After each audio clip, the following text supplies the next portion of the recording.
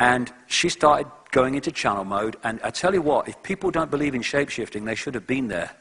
When this lady goes into this channel mode, her face changed, her voice changed, everything changed. And I'm new to this, you know, I'm presenting the sport. And I'm like, bloody hell, what am I into here? This woman's just changed, like, unbelievable. And she starts channeling this information. And all these years later, nearly 20 years later, it absolutely stands the test of time. And this is what it said. The source gave the name Magnu, but it's just an energetic source of consciousness. I feel you are sensing now the energies coming in, the energies surrounding your planet. This is causing many of you to ask questions. Remember, this is 1990. It is causing many of you to reevaluate completely your way of life, where you feel you wish to go, what you want to do. It is causing tremendous upheavals. Some of these upheavals are confusing. Very distressing, very disturbing. Some people in partnerships are finding they can no longer continue in those partnerships because their partners cannot tune into what they are tuning into. It is causing a great deal of disturbance. And as I have said to this sensitive on more than one occasion, that you must organize yourself into groups to support each other. Now then, my own allegiance with your planet goes back to an Atlantean period when there were many energies being used and information and knowledge being used which were for particular reasons of safety withdrawn, shall we say, to prevent complete catastrophe, to prevent total destruction of your planet. I would suggest that these energies that were withdrawn created the need to bridge the gap which we were energetically getting sustenance from before in what we call food, and the law of the wild all started coming in and all that stuff. Just my view anyway.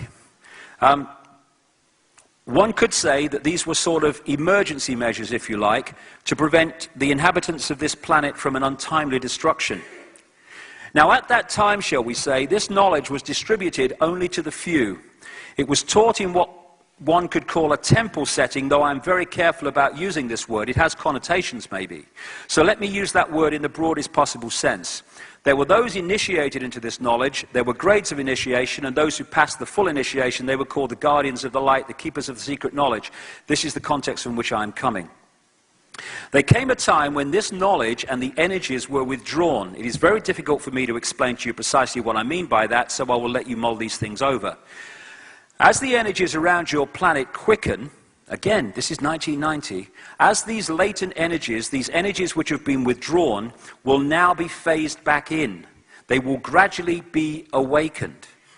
As the consciousness level of your planet raises itself, those of you who are working together to raise your consciousness, you will be able to hold more and more refined vibrations, and so we will be able to use you as a catalyst to feed in more and more energies. As more of you raise yourselves to meet the challenge, so we can awaken more of these energies. Now, energy is consciousness, and the energies themselves contain the knowledge and the information which is beginning to surface again in your consciousness. So many of you will remember the Atlantean times. You will remember that you communicated with, say, dolphins and whales. You understood these other sentient creatures. This is the lion and the lamb period I was talking about earlier. You could levitate. You could manifest things. You could cause spontaneous combustion by not miraculous means at all. Once you know what you're doing, these things follow. It's a matter of order. Now, I'm looking at a time on your planet when these energies, this knowledge, is reawakened and reintegrated into your consciousness. I'm not looking at a time when this knowledge will be for the few, but when your whole planet will be awakened to this understanding which you have simply forgotten. It's not a matter of new information, it's a matter of remembering who you are and where you come from. So you're being asked to change. You are being asked to change in a total way. It is not a matter of small changes, a little thing here, a little thing there. You really are being asked to turn yourselves inside out. There is a massive shadow which must be cleared, and it is up to you, light workers as it referred to, such as yourselves, to focus yourselves on that challenge.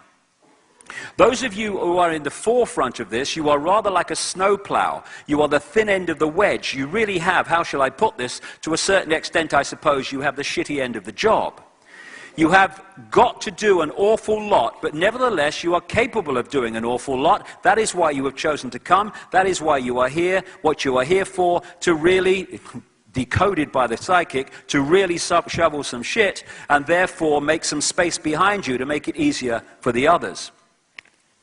Now, as in your human body, there are energy lines around your planet, through your planet, which correspond, I suppose, very much to the acupuncture lines and meridians in your body. Where two lines cross, you create a vortex, a tiny vortex if it's two. The more lines that intersect, the bigger the vortex. Therefore, where you have a chakra, you have a large vortex of intersecting energy. It is the same with your planet. Where most lines cross, there is the biggest vortex. Now, you could say that the plexus in and around the islands you call the British Isles is the hub of the wheel of plexuses and energies which surround your planet. It has acted in other times like a fail-safe device. In order to activate these chakric points upon your planet, the energies must pass through the central point. They must pass through the heart of the pattern.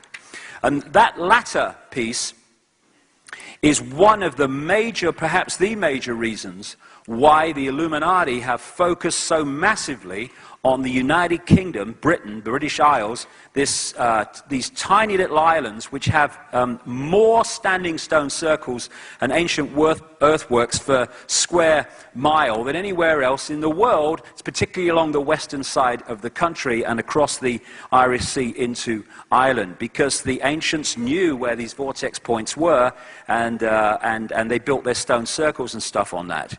Another thing that seems to be happening, which I'm picking up as the months pass, is that stuff that's not reported in the mainstream media, obviously, and mainstream science, is that there are changes going on in the sun which are very different.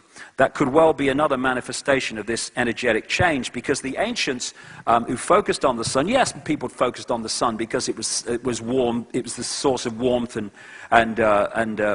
growth and all the rest of it. But there's another level where the sun is not just a source of warmth. It is actually a generator of energy, knowledge, information, which we pick up as well. The sun is very, very much more than it appears to be. And so this energetic change is now happening, and it's waking more and more people up.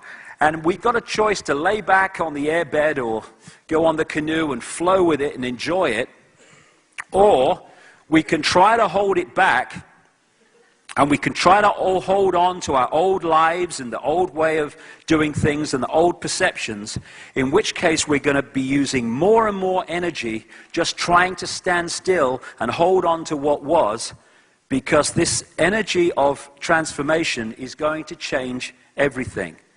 And one of the things it's going to do is break up this structure, which is an energetic construct that has been put together to enslave us, and it's going to bring about, eventually, the kind of world that was here before, as this construct breaks up in the face of this correction. And we have this time to choose whether we're going to go with it, or whether we're just going to try to hold on to what the life that we've had before, and the perceptions we've had before. And